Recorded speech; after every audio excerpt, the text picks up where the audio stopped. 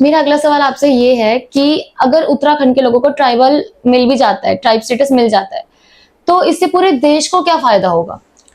देखिए, अभी सबसे बड़ी जो वर्ल्ड वाइड समस्या है वो है ये जो ग्लोबल वार्मिंग की, और वो हो रही है पॉल्यूशन और जो प्रकृति के साथ छेड़खानी हो रही है। इंडिया की मेजर नदियां उत्तराखंड से निकलती हाँ, है और गंगोत्री, यमुनोत्री। हिमालय से निकलती है, इसमें कोई दो राय नहीं है। तो अब जब इतनी नदियों का सोर्स हिमालय है तो हिमालय को बचाना बहुत जरूरी है। हाँ, और पिछले हम कई दशकों से देख चुके हैं कि हमारे जंगल जो नेचुरल फॉरेस्ट है, जो करीब 40% रेन वाटर हार्वेस्टिंग करते थे, जो मिक्स फॉरेस्ट थे, उन्हें डिस्ट्रॉय करके सरकार ने अब अपने चीड़ के जंगल लगा दिए। हाँ। अब चीड़ के जंगल यूकेलिप्टस की तरह होते हैं, जमीन को सोख लेते हैं, जमीन से सारा पानी सोख लेते हैं, सुखा देते हैं जमीन को।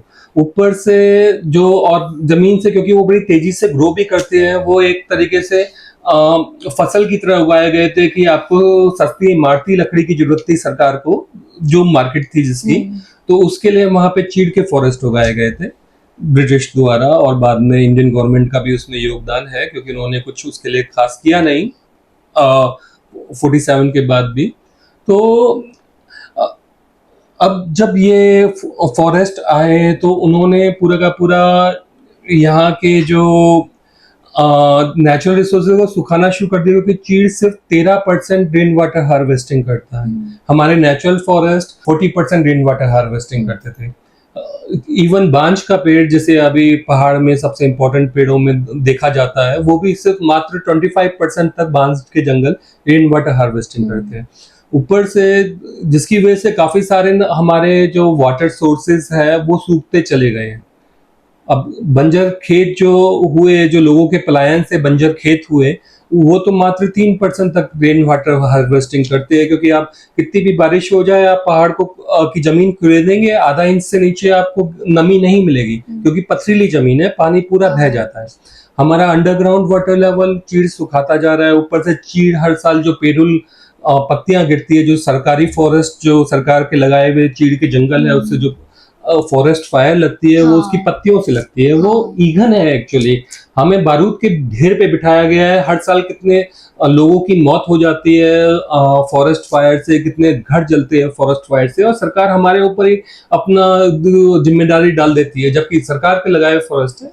हम देख चुके हैं कि सरकार के बस का नहीं है कि, या किसी भी सरकारी ऑर्गेनाइजेशन का बस का नहीं है कि जैसे हमारे पूर्वजों ने उन जंगलों को बचाया और उन्हें डेवलप किया, आज का सिस्टम नहीं कर पाया है, ये साबित हो चुका है, और वो दिन ब दिन चीजें वर्स्ट होती जा रही है। तो अभी भी एक मौका है, क्योंकि अभी भी जो नदियां हैं हमारी, जो हमारा साइंटिस्ट बोल रहे हैं बार बार कि भाई नदियां सूखती जा रही है, ग्लेशियर पिघलते जा रहे हैं, अगर उसे बचाना है, अपने नेचर को, नदियों को बचाना है, वाटर रिसोर्सेज को बचाना है, तो ये मजबूरी बन जाती है सरकार के लिए कि वो, या लोगों के लिए कि वो उत्तराखंड के लोगों को ट्राइबल स्टेटस वापस दे, क्योंकि अब वही लोग हैं, वही परिवार है, जो वही के गढ़ है, जो ट्राइबल लोग, वही उस जंगलों को फिर से आबाद कर सकते हैं, और वही उस नेचर के बैलेंस को बनाए रख सकते हैं जो दिन ब दिन खत्म होता जा रहा है। अगर ये इस पे अभी से कोई फैसला नहीं लिया गया तो कुछ समय बाद ये इस हालत में पहुंच जाएगा कि कोई उसे बचा नहीं सकता। यानी मतलब शायद उत्तराखंड के लोग भी मिलके ना बचा पाए, इस डिस्ट्रक्शन लेवल पे पहुंच जाएगा। हम आए दिन पढ़ते रहते हैं कि लैंडस्लाइडिंग हुई, इतने लोग मर गए, इतने गांव पूरे के पूरे उजड़ गए, पहाड़ ढह गए। वो सब ये सरकारी, अभी जो सरकार की पॉलिसीज है और सरकार का जो रवैया है जंगलों को लेके, उसके रहते रहते कोई सॉल्यूशन नहीं मिल सकता। तो सर इकलौता ये रास्ता है अभी, और जो सबसे आसान रास्ता यही है कि उत्तराखंड के लोगों को उनके ट्राइबल स्टेटस वापस दिए जाए, ताकि वो अपने जंगलों को फिर से रीडेवलप कर सके और हील कर सके, और पूरे के पूरे पहाड़ को, हिमालय को, नेचर को हील कर सके, जो दिन ब दिन खत्म होता जा रहा है।